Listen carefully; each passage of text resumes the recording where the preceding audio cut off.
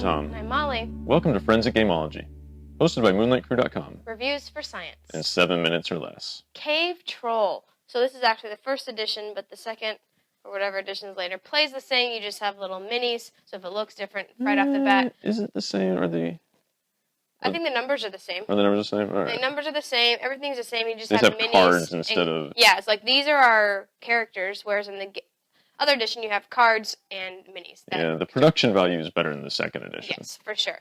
But gameplay is the same. So this is going to be an area control game where you're trying to get the most coins, which equal points, and you're in a dungeon and it's treasure, right? So this makes sense. So you control characters or adventurers, and you control some monsters that do things to your opponents. And so that's what happens. So you get 4 action points, and you move around, and you score intermittently when you get to score the loot token. And then you score at the end of the game once someone runs out of all their tokens. And so that's how you play the game.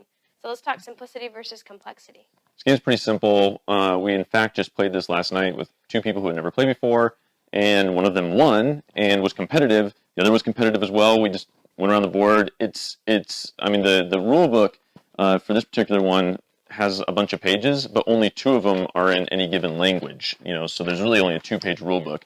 Very simple game. Yeah, I would think this is pretty simple. You have to remember what each adventurer does, but other than that... There's like 5 of them. Yeah, and there's 5, and so 1 of each, and so except the explorers. So that's pretty much it. It's a pretty simple game. You're trying to get points, trying to control the most rooms, have more than your opponent, and that's it. Luck versus strategy. This game's super lucky. In the order in which you draw these, like last night, the guy who won had his dwarf on the bottom. The dwarf doubles the output of gold in a room, so I mean, he still won without it. But he was hoping for that dwarf badly the entire game. Whereas Molly and I drew our count the loot tokens in our first turn. So no one was out to take advantage of scoring. There was only 5 times we could score in that game, and 2 of them everyone scored 0. I think we scored...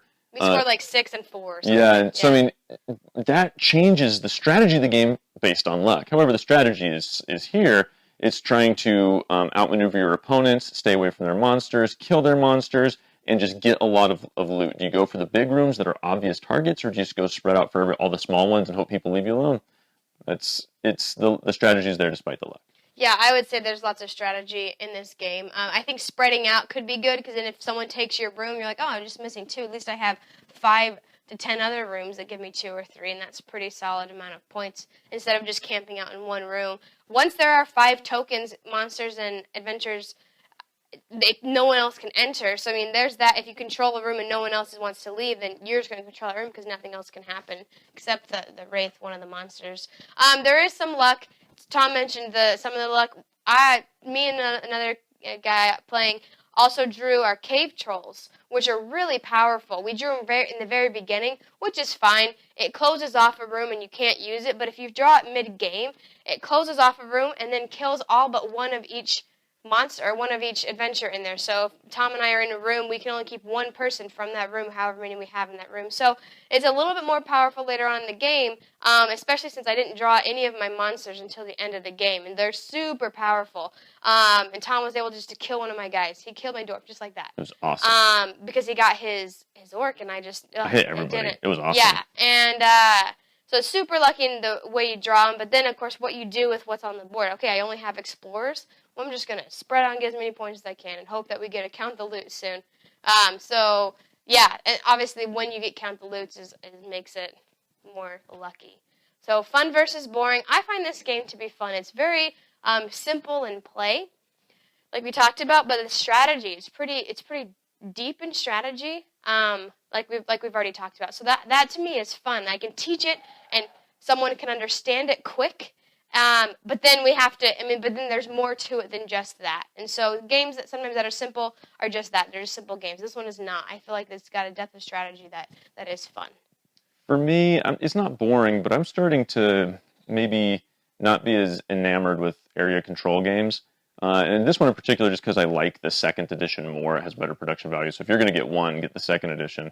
But my thing is, sometimes I just want to build, and other times I feel like this is in the process of tearing everyone else down. Like, I went through and I wrecked everyone's special explorers, and they couldn't teleport across the room anymore, or double their output. And And I mean, some games are fun like that, but I've played this several times, and I don't know that I mean, it's like a 6 for me. It's like it's okay. It's not bad, but it's not 7 to 10 value for me either. I mean, I kind of jumped the gun on saying my Board Game Geek rating, but just to try to get the message across is like, this is fun if you've got nothing else to do. But I don't know. It's a fine game, but as I'm playing it, I'm just a little frustrated sometimes at the draw and who gets what. If you have nothing else to do.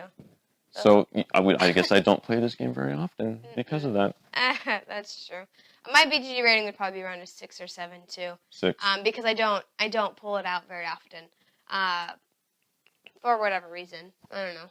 So every time we get to multiples of 500 subscribers, we give away a free glitter painting of your favorite geeky thing. So make sure to subscribe now on YouTube. I think Tom was trying to show that he's wearing the flash and this awkward movement he just did. There's nothing awkward about it. Very. And so so make sure to subscribe on YouTube. Because it could be you that wins. Cave Troll. We've presented the evidence. You be the judge.